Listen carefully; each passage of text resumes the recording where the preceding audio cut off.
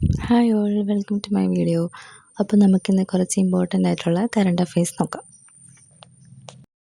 ലോക ഡീകാർബണൈസേഷൻ ദിനമായി ആചരിക്കുന്നത് എന്ന് ജൂൺ 25 ഫോസിൽ ഇന്ധനങ്ങളുടെ ഉപയോഗം കുറച്ച് ശുദ്ധ ഊർജ്ജത്തിലേക്ക് മാറുന്ന പ്രക്രിയയാണ് ഡീകാർബണൈസേഷൻ.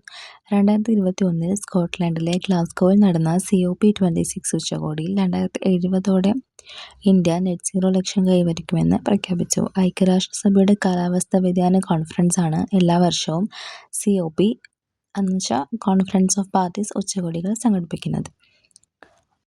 6 നും 13 ഇടയിൽ പ്രായമുള്ള കുട്ടികൾക്കായി ജുവനൈൽ ജസ്റ്റിസ് ബോർഡ് നടപ്പാക്കുന്ന വിത്ത് പദ്ധതിക്ക് തുടക്കം കുറിച്ച ജില്ല ഏത്? പത്തനംതിട്ട. കൂടെ എന്നാണ് വിത്ത് എന്ന ഇംഗ്ലീഷ് പദം കൊണ്ട് അർത്ഥമാക്കുന്നത്. ഒരുമിച്ച് പഠിക്കൂ, ഒരുമിച്ച് വളരൂ, ഭാവിയിലെ ഉത്തരവാദിത്തമുള്ള പൗരരാകൂ എന്നതാണ് ഈ പദ്ധതിയുടെ സന്ദേശം.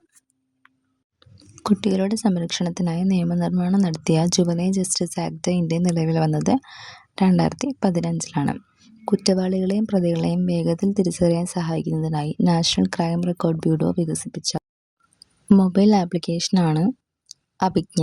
കുറ്റകൃത്യങ്ങളുടെയോ കുറ്റവാളികളുടെയോ ഡാറ്റാബേസ് സൂക്ഷിക്കുന്ന national crime record bureau NCRB സ്ഥാപിതമായത് 1986 ആസ്ഥാനം ന്യൂഡൽഹിയാണ്. കേന്ദ്ര ആഭ്യന്തര മന്ത്രാലയത്തിൻ്റെ കീഴിലാണ് ഈ ഏജൻസി പ്രവർത്തിക്കുന്നത്. ഇന്ത്യ ഗവൺമെൻറ്റിൻ്റെ നവരത്ന പദവി ലഭിച്ച 28ാമത് പൊതുമേഖലാ സ്ഥാപനം ഏത്? Chennai petroleum corporation limited CPCL. 1965 സ്ഥാപിതമായ CPCLൻ്റെ ആസ്ഥാനം തമിഴ്നാട്ടിലെ ചെന്നൈയിലാണ്. ഇത് ഇന്ത്യൻ ഓയിൽ കോർപ്പറേഷന് ഒരു ഉപസ്ഥാനമായി പ്രവർത്തിക്കുന്നു. പൊതുമേഖലാ സ്ഥാപനങ്ങൾക്ക് അവരുടെ പ്രവർത്തന മികവിൻ്റെ അടിസ്ഥാനത്തിൽ നവരത്ന പദവി നൽകുന്ന പദ്ധതി കേന്ദ്ര സർക്കാർ ആരംഭിച്ചത് 1997 ഒരു കമ്പനിക്ക് നവരത്ന പദവി ലഭിക്കണമെങ്കിൽ അതിനു മുമ്പ് മിനി രത്ന കാറ്റഗറി 1 എന്ന പദവി ലഭിച്ചിരിക്കണം. ഫിനാൻഷ്യൽ ആക്ഷൻ ടാസ്ക് ഫോഴ്സിൻ്റെ FATF വൈസ് പ്രസിഡന്റായി സ്ഥാനമേൽക്കുന്ന ആദ്യ ഇന്ത്യക്കാരൻ ആര്? വിവേക് അഗർവാൾ.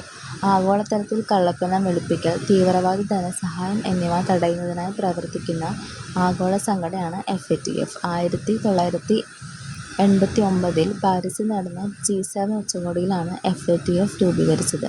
ഇതിൻ്റെ ആസ്ഥാനം പാരീസിലാണ്. ഇന്ത്യ 2010 FATFൻ്റെ പൂർണ്ണ അംഗത്വമുള്ള രാജ്യമായത്. വിസ്ഡൺ ക്രിക്കറ്റ് മാസികയുടെ കവർ പേജിൽ ഇടം നേടിയ ഇന്ത്യൻ ക്രിക്കറ്റ് താരം ആര്? വൈഭവ് സൂര്യവംശി. രാജസ്ഥാൻ റോയൽസ് ജേഴ്സിയിൽ ബാറ്റ് ചെയ്യുന്ന ചിത്രത്തോടൊപ്പം the boy who break the cricket എന്ന വിശേഷണത്തോടെയാണ് മാസികയുടെ കവർ പുറത്തിറക്കിയത്. ക്രിക്കറ്റിൻ്റെ ബൈബിൾ എന്നാണ് വിസ്ഡൺ ക്രിക്കറ്റ് മാസിക ലോകമെമ്പാടും അറിയപ്പെടുന്നത്. 1864 ജോൺ വിധാനാണ് ഈ മാഗസിൻ UKയിൽ പ്രസിദ്ധീകരിച്ചു തുടങ്ങിയത്. ഗാസയിലെ പാലസ്തീൻ കുട്ടികൾക്ക് നേരെയുള്ള ഇസ്രായേൽ ആക്രമണങ്ങൾ വംശഹത്യയുടെ ഭാഗമാണെന്ന് കണ്ടെത്തി UN അന്വേഷണ കമ്മീഷന്റെ അധ്യക്ഷനായി പ്രവർത്തിക്കുന്ന ഇന്ത്യൻ ജഡ്ജി ആര്? ജസ്റ്റിസ് ശ്രീനിവാസൻ മുരളീധരൻ. ഐക്യരാഷ്ട്രസഭയിൽ വോട്ടിംഗ് അവകാശമില്ലാത്ത നിരീക്ഷക പദവിയുള്ള രാജ്യമാണ് പാലസ്തീൻ. 2012 UN പദവി പലസ്തീൻ നൽകിയത്. ഐക്യരാഷ്ട്രസഭ സ്ഥാപിതമായത് 1945 ഒക്ടോബർ 24 ഇതിൻ്റെ ആസ്ഥാനം ന്യൂയോർക്കിലാണ്. അന്താരാഷ്ട്ര നീതിന്യായ കോടതിയുടെ ആസ്ഥാനം നെതർലാൻഡിലെ ഹേഗാണ്. അപ്പോൾ ഇത്രയേ ഉള്ളൂ ഇന്ന്. വീഡിയോ ഇഷ്ടമായ ലൈക്ക് ചെയ്യാനും സബ്സ്ക്രൈബ് ചെയ്യാനും മറക്കരുത്. ഇതേപോലെയുള്ള കണ്ടന്റുകൾക്കായി എൻ്റെ ചാനൽ ഫോളോ ചെയ്യുക. ഞാൻ ഡെയിലി ചാനലിൽ ഇങ്ങനത്തെ ഇൻഫോർമേറ്റീവ് ആയിട്ടുള്ള കറണ്ട് അഫയേഴ്സ് പോസ്റ്റ് ചെയ്യുന്നുണ്ട്. Do follow me.